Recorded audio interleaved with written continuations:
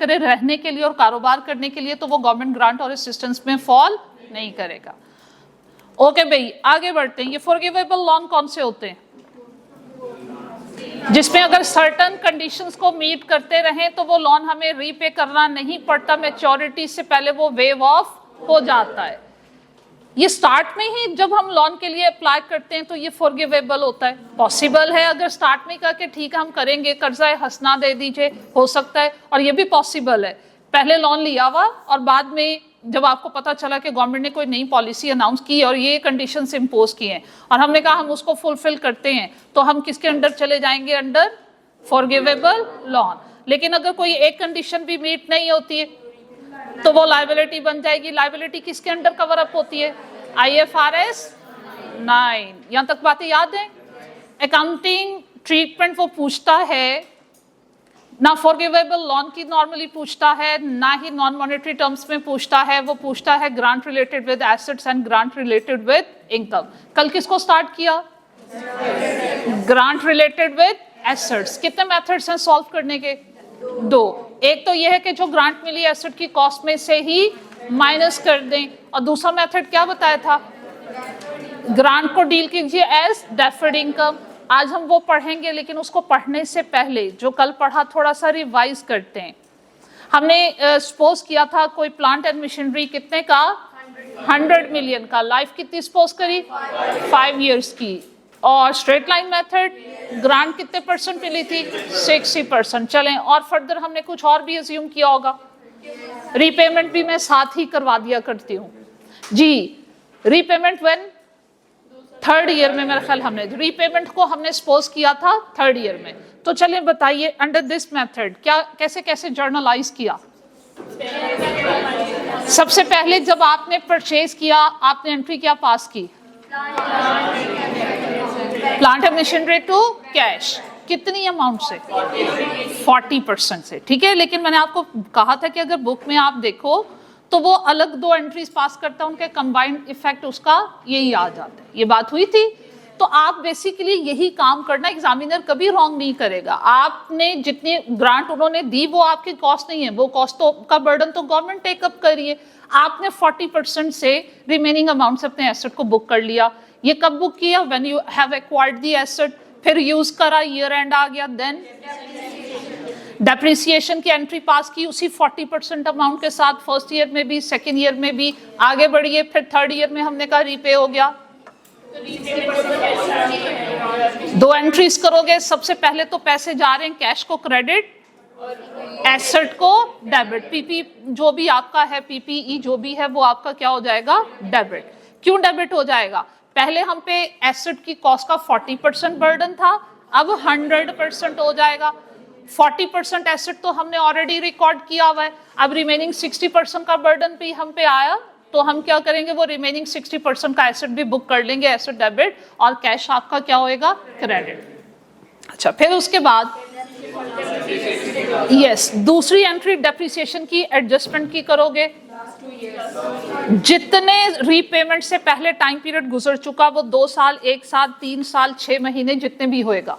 हमारी एग्जांपल में 2 साल गुजर चुके थे, तो हमने उन 2 सालों की भी डेप्रिसिएशन एक्सपेंस को चार्ज करना है। कर लिए। ये 2 एंट्रीज एडजस्टमेंट की। फिर 3rd ईयर का एंड आया जब रीपेमेंट की, उसके बाद एंड आया, देन अब डेप्रिसिएशन जब 3rd ईयर की रिकॉर्ड करोगे कितनी अमाउंट की? 100 अमाउंट की। अब कल प्रॉब्लम ये था, स्टूडेंट कंफ्यूज था कि डेप्रिसिएशन 1 साल में 2 एंट्रीज भाई वो एडजस्टमेंट वाली एंट्रीज हैं, जो प्रीवियस टाइम पीरियड पास हो चुका उनकी डेप्रिसिएशन एक्सपेंस की एंट्री थी। ओके भाई, आगे बढ़िए। फिर मैंने आपको क्या गाइड किया कि बेटे इसका इफेक्ट कहाँ जाएगा? वो इनकम स्टेटमेंट और बैलेंस शीट में इनके इफेक्ट्स पूछेगा ना। इनकम स्टेटमेंट में क्या जाएगा? जस्ट डेप्रिसिएशन एक्सपेंस, ऐसे ही है।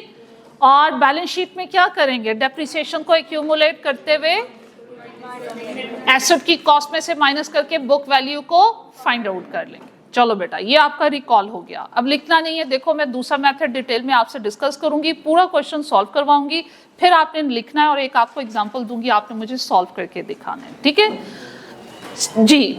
हम कल वाली एग्जांपल को लेकर चलते हैं। डेफर्ड इनकम बेसिकली क्या है आपकी? अच्छा, डेफर्ड इनकम क्या है? बेसिकली आपकी अनअर्न्ड इनकम है। आपको गवर्नमेंट ने पैसे दे दिए, अब आपकी जिम्मेदारी हो गई भी है कि आपने उस पैसे को प्रॉपरली यूटिलाइज करना है और उन कंडीशंस को मीट करना है। और ये जो गवर्नमेंट ने आपको बेनिफिट दिया है, फॉर सिंगल ईयर बेनिफिट नहीं दिया। ये बेनिफिट कब तक आपको मिलेगा? जब तक एसेट की यूजफुल लाइफ है या जब तक आपने एसेट को यूज करना है। जैसे जैसे आप एसेट को यूज करते जाओगे, आपकी अनअर्न्ड इनकम क्या बनती जाएगी? अर्न्ड इनकम बनती जाएगी। जब जब आप उस एसेट को यूज करते जाओगे, कंडीशंस को मीट करते जाओगे, आप ईयरली बेसिस पे अपना बेनिफिट टेकअप करते जाओगे, अनअर्न्ड इनकम क्या बनती जाएगी? अर्न्ड इनकम बनती जाएगी। अनअर्न्ड इनकम क्या होती है? लायबिलिटी। और अर्न्ड इनकम क्या होती है? Income for the year. ये कहाँ जाएगी? इनकम स्टेटमेंट में। कहाँ? अदर इनकम में। और ये अदर इनकम अगर है तो क्या होगा? जीपी में ऐड होगा। क्या यहां तक मेरी बात को फॉलो किया? यहां तक सबने फॉलो किया? फिर से सुनिए। सेकंड अप्रोच क्या है? हम एसेट की कॉस्ट को नेट ऑफ नहीं करते, एसेट को टोटल वैल्यू से रिकॉर्ड करते हैं, ग्रांट को अलग रिकॉर्ड करते हैं, एसेट को अलग रिकॉर्ड करते हैं। एसेट की वैल्यू के साथ ग्रांट की वैल्यू को एडजस्ट नहीं करते। गवर्नमेंट ने जो हमें ग्रांट दी है, नॉट फॉर 1 ईयर, कितने ईयर्स के लिए? जब तक आपने वो एसेट यूटिलाइज करना है, हमने उस ग्रांट से बेनिफिट लेना है। जितना बेनिफिट लेते जाओगे वो इनकम बनती चली जाएगी और आपकी इनकम स्टेटमेंट में जाएगी, और जो बेनिफिट टू बी टेकन है वो आपकी लायबिलिटी में जाता जाएगा। अब लायबिलिटी 2 तरह की पढ़ी बेटे आपने, करंट एंड नॉन करंट। आपकी डेफर्ड इनकम का वो पार्ट, डेफर्ड ग्रांट का वो पार्ट जिससे बेनिफिट ले चुके वो इनकम बन गई, जिससे नेक्स्ट ईयर बेनिफिट लेना है, करंट लायबिलिटी। और जिससे 1 साल के बाद बेनिफिट लेना है, वो आपकी कौन सी लायबिलिटी? Non current liability. तो जब आप ग्रांट को अलग से डील करोगे, एसेट को अलग से डील करोगे, तो इस डेफर्ड इनकम के इफेक्ट्स आपने ये देने।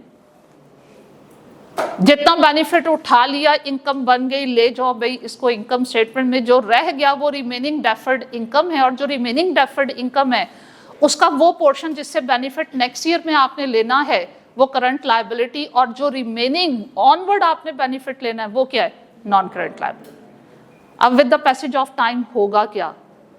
टाइम कम होता जाएगा, नॉन करंट लायबिलिटी का 1-1 साल का पोर्शन जो है वो करंट लायबिलिटी पहले बनेगा, और फिर with the passage of time current liability ने क्या बनना है? इनकम।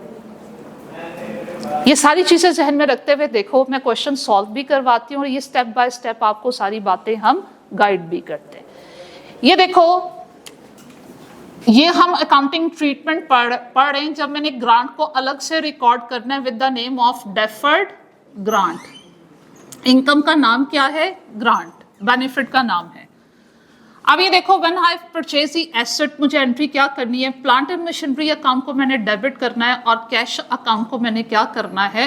क्रेडिट करना है। कितने से? टोटल अमाउंट से। और वो हमने कितनी सपोज की? 100। किसी की भी अटेंशन डाइवर्ट नहीं होगी।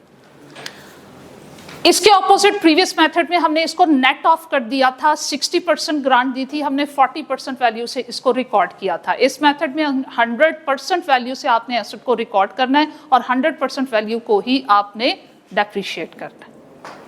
अब भाई गवर्नमेंट ने हमें ग्रांट दी 60%, वो अलग से रिकॉर्ड करोगे। पैसे आए हैं, किसके एंगेज में आए हैं? ग्रांट के एंगेज में, लेकिन उसका अभी हमने बेनिफिट एमोर्टाइज करना है over the life of asset, तो वो मैंने अलग से रिकॉर्ड करना है। कितने पैसे दिए गवर्नमेंट ने? 60। कैश पे तो वो ही नेट इफेक्ट आपका कितने का आया? 40 का। अब भाई ये ईयर 1 को मैं सॉल्व कर रही हूं, यहां से लेके ऑनवर्ड। अब ईयर 1 का जब एंड आया तो आपको क्या करना है? ईयर 1 एंड पे एसेट को डेप्रिशिएट करना है। जो ये डेफर्ड ग्रांट है इसने एमोर्टाइज होना है, इसने भी स्प्रेड होना है over the useful life of asset. इसको कैसे स्प्रेड करते हैं? हमेशा वही मेथड ऑप्ट करते हैं जो एसेट को डेप्रिशिएट करने का मेथड आपने ऑप्ट किया होता है। अगर एसेट को स्ट्रेट लाइन मेथड से डेप्रिशिएट कर रहे हो तो डेफर्ड ग्रांट को भी आपने स्ट्रेट लाइन मेथड से ही अमोर्टाइज करना है, एसेट की यूजफुल लाइफ पे सिस्टमैटिकली स्प्रेड आउट करना है, डिवाइड करना है। अगर आप एसेट को डेप्रिशिएट करने के लिए रिड्यूसिंग बैलेंस मेथड यूज कर रहे हो तो डेफर्ड ग्रांट की अमोर्टाइजेशन भी रिड्यूसिंग बैलेंस मेथड से ही होगी। अभी सिंपल क्वेश्चन है, स्ट्रेट लाइन मेथड से मैंने पहली अप्रोच को सॉल्व किया, तो इस अप्रोच को भी मैं स्ट्रेट लाइन मेथड से ही सॉल्व करूंगी। फिर हम एक और एग्जांपल लेंगे, उसको रिड्यूसिंग बैलेंस मेथड की तरफ लेकर चलेंगे। Is it clear? आइएगा जनाब, अब ये देखो दो काम करने, एक तो डेप्रिसिएशन को मुझे रिकॉर्ड करना है ईयर 1 के एंड में। कैसे रिकॉर्ड करूंगी? डेप्रिसिएशन एक्सपेंस अकाउंट को मुझे डेबिट करना है और एक्यूमुलेटेड डेप्रिसिएशन अकाउंट को मुझे क्या करना है? क्रेडिट। स्ट्रेट लाइन मेथड है, लाइफ कितनी सपोज करी? 5, तो कितना हुआ? 20। एक तो ये काम करना है और दूसरा इससे मैंने बेनिफिट 1 ईयर का ले लिया, इसको मैंने इनकम बनाना है। कैसे बनाऊं? डेफर्ड ग्रांट,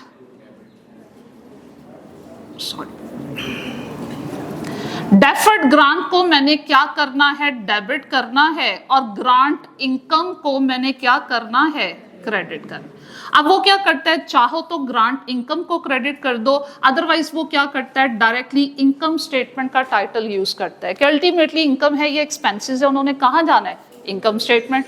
तो अगर बुक्स में ग्रांट इनकम क्रेडिट नजर आ रही है तो उसको क्रेडिट कर दो, इनकम स्टेटमेंट या प्रॉफिट एंड लॉस लिखा हुआ तो उसको कर दो, एग्जामिनर इसको रॉन्ग नहीं करेगा। अच्छा, एक और काम करती हूँ, बच्चे हमेशा बुक को फॉलो करते हैं, टीचर को कम फॉलो करते हैं, इसलिए हम जनाब ये क्या काम करते हैं, आप लोग कंफ्यूज ना हो जाओ, इसलिए मैं डायरेक्टली यहाँ क्या लिख रही हूँ? Income statement. ठीक है, अब आइए, इसको स्ट्रेट लाइन मेथड से मैंने डेप्रिशिएट किया, इसको भी मैंने स्ट्रेट लाइन मेथड से अमोर्टाइज करना है। अमोर्टाइज क्या? स्प्रेड कर रहे हैं इंटेंजिबल बेनिफिट को। हाँ जी, 60/5 कितना बनता है? 12। इस मेथड में हर साल मुझे ये दो काम करने। जब एसेट एक्वायर किया, ग्रांट अलग से, एसेट अलग से रिकॉर्ड किया। दूसरा काम क्या करना है? एसेट है नॉन करंट, डेप्रिशिएट भी होना है और ग्रांट ने अमोर्टाइज भी होना। पहला साल गुजर गया, अब सेकेंड ईयर का चलते हैं। सेकेंड ईयर में भी मैंने यही दो एंट्रीज, कौन सी? डेप्रिसिएशन एक्सपेंस अकाउंट को मैंने डेबिट करना है और एक्यूमुलेटेड डेप्रिसिएशन अकाउंट को बेटा जी मैंने क्या करना है? क्रेडिट। और स्ट्रेट लाइन मेथड है तो डेफिनेटली कितना आ जाएगा? 20। उसके बाद इसको अमोर्टाइज जब भी करना है, एंट्री यही होगी, डेफर्ड ग्रांट अकाउंट को डेबिट कर दीजिए और इनकम स्टेटमेंट अकाउंट को क्या कर दीजिए? क्रेडिट। स्ट्रेट लाइन मेथड है तो डेफिनेटली आपके पास वैल्यू वो ही आ जाएगी। अब जब हम थर्ड ईयर में गए तो क्या हुआ? ग्रांट वापस करनी पड़ गई। अब ये क्या भाई, ग्रांट को मैंने वापस करना है, कितना? पॉसिबल नहीं है कि हमेशा 100% हो, 100% भी वापस करनी पड़ सकती है, 80-90% कुछ पोर्शन भी, डिपेंड कि हमने वायलेशन कितनी की। क्वेश्चन को भी सिंप्लीफाई रखने के लिए और मेथड को समझने के लिए मैं सपोज करने जा रही हूँ कि 100% ग्रांट ही हम रीपे कर रहे हैं। तो भाई अरे ये क्या हुआ, ग्रांट तो मैंने ली थी 60 की 60 मुझे वापस करनी पड़ जाएगी, लेकिन व्हाट आई डिड, मैंने इनकम स्टेटमेंट में 12 and 12 का इनकम रिकॉर्ड कर ली है, जबकि इनकम एक्चुअल में हुई नहीं।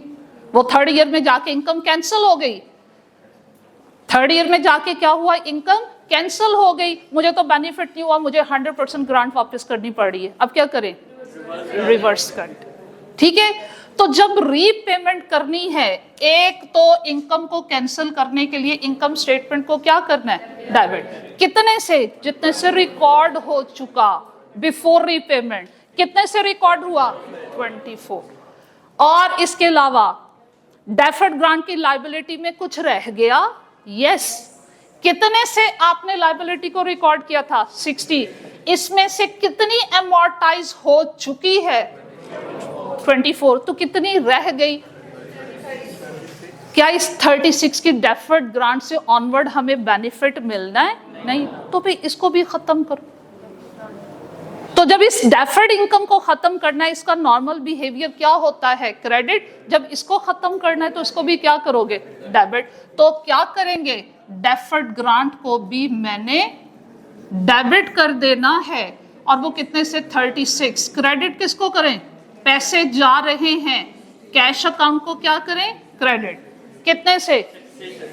तो देखो जितने लिए उतने आपने वापस कर दिए। क्लियर हो गया बेटे? अब एक मिनट, ये सेकेंड ईयर था और ये आपका यहां से स्टार्ट हो गया थर्ड ईयर। अब थर्ड ईयर के एंड पे क्या करोगे? एक ही एंट्री रह जाएगी, डेफर्ड का सिलसिला तो खत्म हो गया। ठीक है, तो अब हमने ये थर्ड एंड में क्या करना है?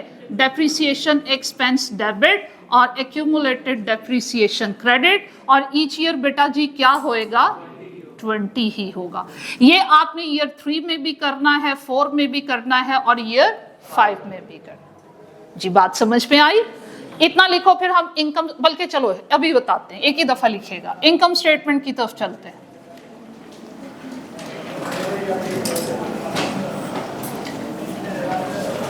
इनकम स्टेटमेंट में डेप्रिसिएशन ने किसके अंडर फॉल करना है? Operating expenses. और डेफर्ड इनकम का जो अमोर्टाइज पोर्शन है उसने क्या बनना है? Other income.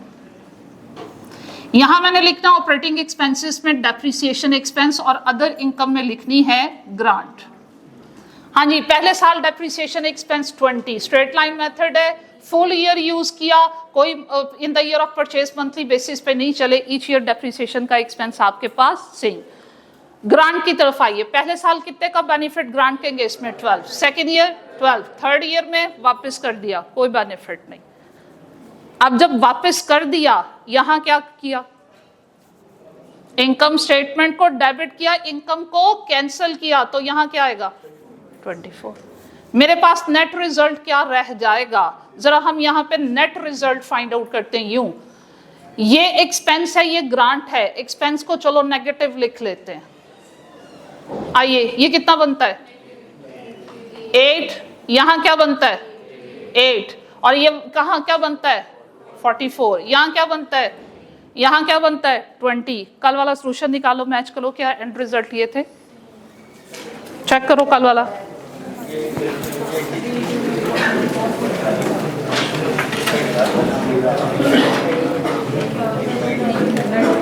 हाँ जी, दोनों मेथड में रिजल्ट इनकम स्टेटमेंट के और बैलेंस शीट के चेंज नहीं होने, वो सेम होने। ये देखो बैलेंस शीट भी बनाते हैं, बैलेंस शीट एक्सट्रैक्ट भी देते हैं।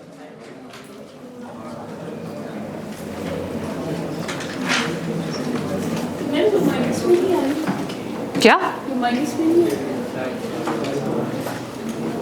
ये लो, तो मेरे से ना कुट खा लेनी है किसी दिन। नेट एक्सपेंस ही आ रहा है, एक्सपेंस ज्यादा तो ये माइनस में ही आएगा।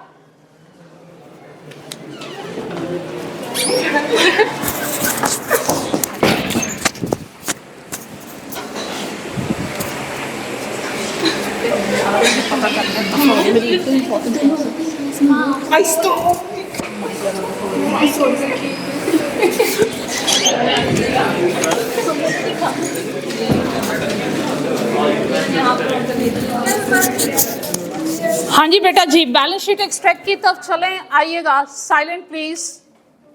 नॉन करंट एसेट्स कॉस्ट लिखेंगे और इसमें से किसको माइनस करेंगे? Accumulated depreciation 1 2 3 4 5। हाँ जी भाई, कॉस्ट कितनी? उसमें चेंज हुई थी ना, उसमें चेंज हुई थी पहले वाले मेथड में। Accumulated depreciation 20 40 60 80 100। Net result book value 80 60 40 20 0। Match करो रिजल्ट यहां तक के, फिर इसके डेफर्ड के बैलेंस शीट के इफेक्ट्स मुझे शो करने।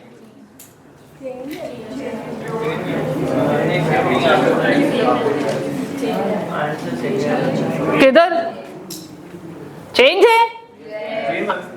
अच्छा, कहां से सेम है? हाँ, है ना परेशानी। चलो परेशानी दूर करते हैं।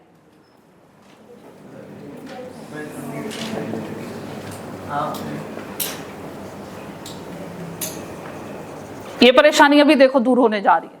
हमने एसेट अलग रिकॉर्ड किया, लायबिलिटीज को अलग रिकॉर्ड किया। जब भी नेट इफेक्ट देखते हैं इस तरह इफेक्ट देखते हैं, ठीक है। अब भाई देखो, आपने ग्रांट कितनी की ली? 60। लाइफ कितनी थी? स्ट्रेट लाइन मेथड था, लाइफ कितनी थी? 5। पर एनम कितना आ रहा है? 12। अब पहले साल के बैलेंस शीट कब बनती है?